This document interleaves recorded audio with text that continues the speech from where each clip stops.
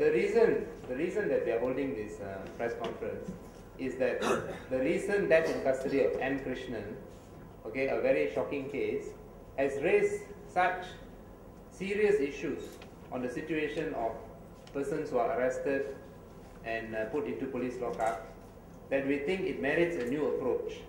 And today I think we are going to make a very special demand on the authorities, which we hope will be the beginning of the ridiculous state of events or the ridiculous situation in police lockups in our country. As you know, in M. Krishnan's case, we've got eyewitnesses. Krishnan was badly beaten, people jumped on him, and again the police have tried to cover the case up from the very beginning. Now, we have recently obtained detailed statistics on deaths in police custody in our country from the year 2000 to 2010. Now, these statistics have not been made available before. We managed to force the authorities to give us these statistics, okay, which are very significant, and I think which will shock everyone when they see it, at the sedition trial of Mr. P. Udayakumar. Again, the AG's chambers, the DPPs, strenuously objected to these statistics being produced. But we managed to persuade the judge, and the documents had to be given to us because it was necessary as part of the legal defense. Now, these statistics not only give you the breakdown in those years on the types of causes of death, on the races of those who died, the numbers, even some of the age brackets you can understand from here, but it gives a detailed list, individual by individual, who had died in police lockups over the past 10 years. We've never had details like this before. And let me run through very briefly on the salient points, the isu-isu yang penting yang timbul daripada statistik-statistik ini. Okay? Isu-isu yang penting yang timbul daripada statistik ini. Kita melihat pada muka surat pertama, lampiran A, dalam tempoh 2000 hingga 2010, ya, jumlah kematian dalam lockup adalah 147 orang. Dan saya mempunyai maklumat bahawa walaupun di statistik telah diberi baru-baru ini, tetapi ia tidak lengkap kerana ada di parlimen kita telah diberitahu bahawa jumlah adalah 160, iaitu 13 lebih daripada dalam statistik ini.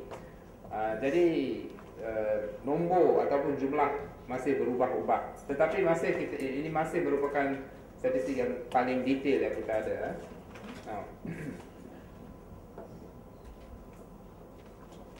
apabila kita melihat sahaja sekali lagi muka surat 1, kita lihat dalam kolom terakhir jenis kematian HIV 32, lain-lain penyakit 63. Okay, now soalannya, the question, how can there be 32 deaths in our police lockups due to HIV? HIV is not a disease that strikes you down like that, like a stroke. HIV, people die from HIV because of a multiple of causes. Okay, and it can be treated. It can be treated, and they receive treatment for all sorts of ailments that are caused by HIV. What these statistics clearly show is that people who are arrested and put into the police lockup who may already have HIV are given zero medical treatment or very little medical treatment. So in other words, what is happening is sick people are brought into our lockups, the police pay no attention to them, and they die of totally preventable illnesses. Okay? Now, this is exactly what happened in Krishnan's case and M. Krishnan's case. Let me relate now the statistics to what has just happened and what triggered this press conference. In M. Krishnan's case, we know Krishnan was badly beaten. I produced an eyewitness on that, and I've got another eyewitness is also pending. Okay, we know he was badly beaten. Even the pathologist claims now that he died due to an ulcer. Now, we don't accept that there was no beating because we've got an eyewitness. But assuming The second part is true. What the pathologist is saying that he died of an ulcer. The beating could very well have triggered the ulcer. We do not know. Okay. Now, one doesn't die of an ulcer on the spot. An ulcer is not a stroke. One suffers for days and days and dies slowly from blood poisoning. This is what happened to Krishna. He was given no medical treatment for 3 or 4 days, and he died in utter agony. Kesakitan yang amat sangat sebelum Krishna mati kerana ulcer. Kerana kita diberitahu satu daripada sebabnya is the ulcer that burst inside him. Okay? So again, this is the proof. When people are sick in the police lockups, they get no medical attention or minimum or very little medical attention. And because of that, they start dying. These people are not healthy. A lot of them are not healthy in the first place.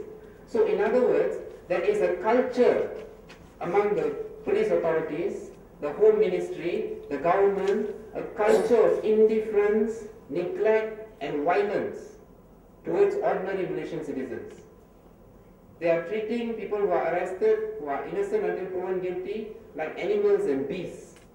And despite the fact that political opposition, civil society groups have raised this issue again and again, nothing is being done. Later I will show you some, I can't go through the entire statistics, it's quite detailed. I will pick out some of the salient cases that you will see to illustrate my point.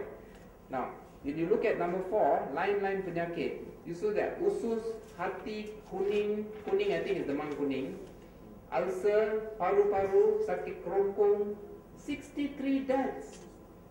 Completely preventable ordinary ailments. Sakit usus. Why are people dying of sakit usus in our police lockups? 63, the bulk of it. So the conclusion from these statistics is that all these people were allowed to die by the police in the lockup. And I will make a very serious statement today. I say that in the bulk of these deaths, the Police Diraja Malaysia and the Home Ministry is guilty of manslaughter. Why? Because when you take a sick human being, you lock him up, you refuse to give him medical attention, you are killing him. These are murders. Intentionally or not, these are murders. And PDRM is responsible. Home Ministry is responsible. I say it again, manslaughter by the authorities. Mass manslaughter. Institutionalized manslaughter.